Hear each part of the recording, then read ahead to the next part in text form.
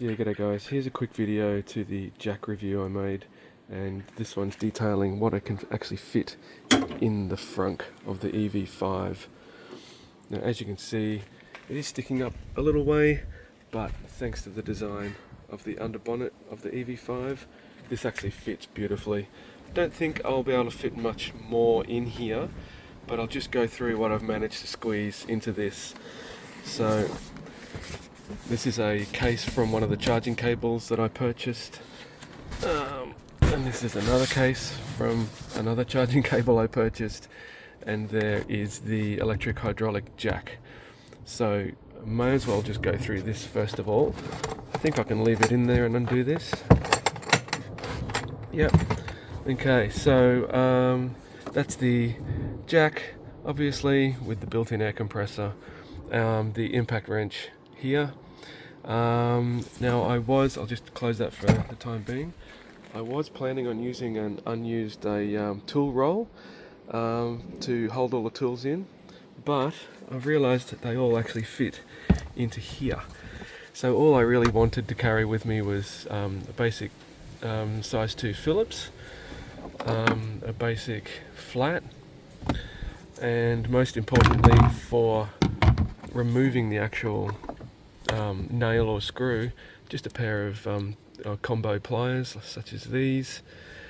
So they're really the only tools I've added, apart from, of course, the puncture repair kit, which includes this tool, which is your file.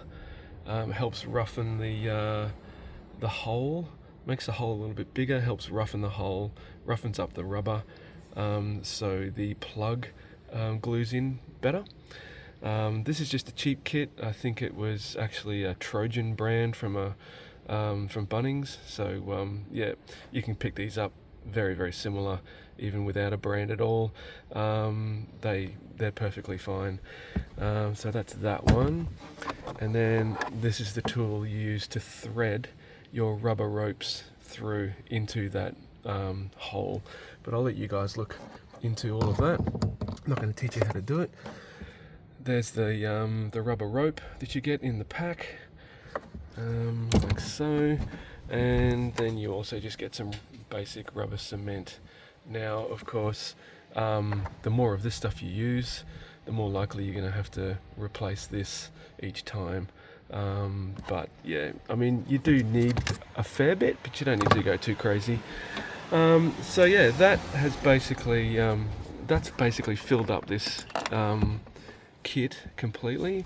That's the power cable. There's your different size sockets for use on the impact driver, and there's even still room for the pair of dainty little gloves that they give you. So I'll pack all this back in here, if I remember how. I think I just had that in there, and that in there, and these two just sat nicely in here. That in there. Nope, sorry, wrong way around. I think I had them sitting down in there somehow.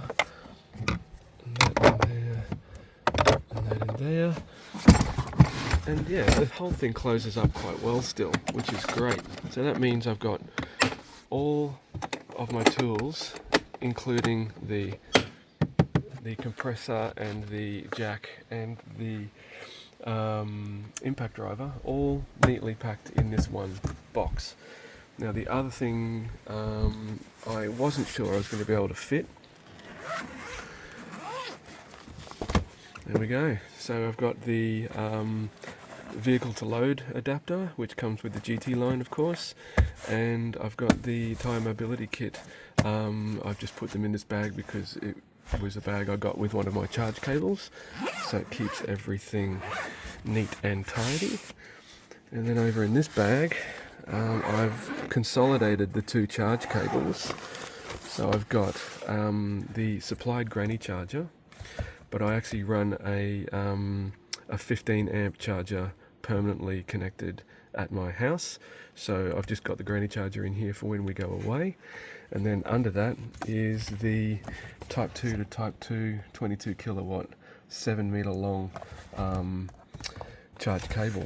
and that actually fits in this single bag really easily. So now all I got to do, that goes down there like that, that slides over there like that, and there you go. I've got all my charging needs and my toolkit and everything all in the Frunk. There is nothing car related now sitting in the boot at all. So fantastic. Alright, hope this helps. See ya.